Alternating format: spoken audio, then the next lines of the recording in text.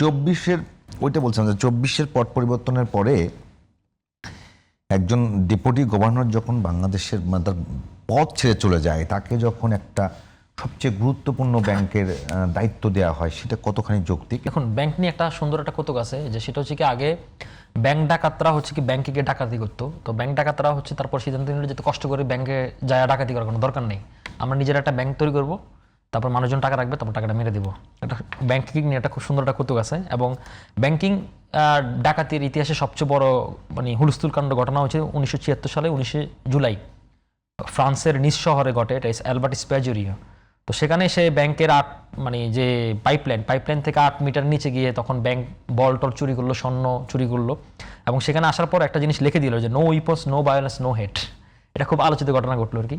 একটা ঘটনা 2014 সালে মালদোভাতে একটা ঘটনা ঘটলো, সেখানে হচ্ছে কি বাংলাদেশি স্টাইলে ব্যাংক ডাকাতি।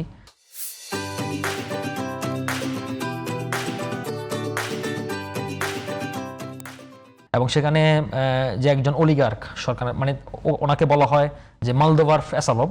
তো সে মালদোভার অ্যাসালম 3টি ব্যাংকে আসলে লুটপাট করে নেয় এবং সেখান থেকে প্রায় 100 কোটি লুটপাট করে নেয়, যেটা হচ্ছে মালদোভার টোটাল জিডিপির 8%।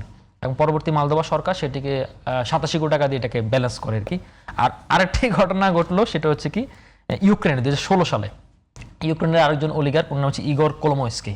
তো ইগর কোলোময়স্কি যখন এই ব্যাংকটি লুটপাট করে, সেখানেও প্রায় $200 কোটি লুটপাট করে।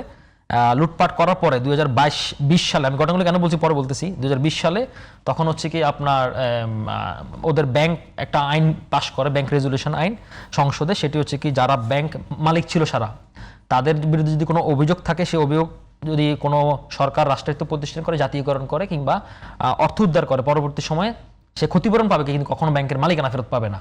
তো তারপর আমি আসতেছি বাংলাদেশ প্রসঙ্গে আসতেছি, ব্যাংকের মালিকানা কোনো দিনই ফেরত পাবে না। তখন সেই আইনের বিরুদ্ধে মামলা করে আপিল বিভাগে, তখন এটাকে খারিজ করে দেয় এবং এটা 594 নম্বর আইন থাকে। এবং ইন্টারেস্টিং বিষয় হচ্ছে কি তার নাম অনুযায়ী এটার নাম হয় পরে অ্যান্টি কোলোময়স্কি ল। কিন্তু এই হচ্ছে মানে আমি একটা হিস্ট্রি বললাম। এখন বাংলাদেশের ক্ষেত্রে হচ্ছে ধরেন আপনার যে পৃথিবীর কোথাও এই দৃষ্টান্ত নাই যে যারা ব্যাংক ডাকাতের সাথে জড়িত তাদেরকে ফেরত এনে আবার আপনি ব্যাংকের মালিকানা বসানো। কিন্তু এটা আসলে ব্যাংক নতুন যে সরকার রেজুলেশন আইন করলো, এটা আসলে এই আইনকে ভায়োলেট করে এবং পৃথিবীর একটা নতুন দৃষ্টান্ত তৈরি করলো। মানে আপনি যারা ব্যাংক চুরি করছে তাদেরকে আবার ফেরত আনার অর্থ হচ্ছে আপনি আবার একটা ইনসিকিউর পরিবেশ তৈরি করা। আমি মনে করি যে সরকার এই ঘটনাগুলোর আলোকপাত করে সরকার এই জিনিসটা বিবেচনা রাখবে, এছাড়া আমরা কিছু বলার নেই। এছাড়া কিছু বলার নেই। তাহলে আপনাকে করবো কি দিয়ে?